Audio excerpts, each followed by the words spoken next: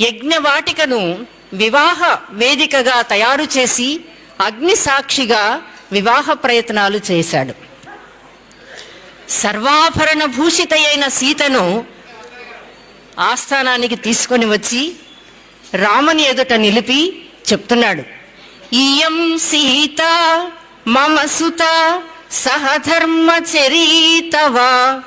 ప్రతీక్ష ఏనాం భద్రం తే ప్రాణిం గృహ్ణీష్వ పాణినా. ఇయం సీత మమ సుత.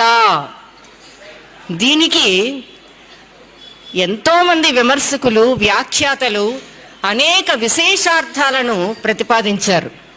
ఇయం సీత, ఈ సీత. ఎవరి సీత? నీవు శివధనుస్సును విరిచి నీ పరాక్రమంతో జయించుకున్నటువంటి సీత. ఈమె భూగర్భం నుండి అవతరించి అయోనిజగా పరమ పవిత్రగా లక్ష్మీ స్వరూపగా వెలసినటువంటి ఈ సీత. మమ సుత, నా కుమార్తె.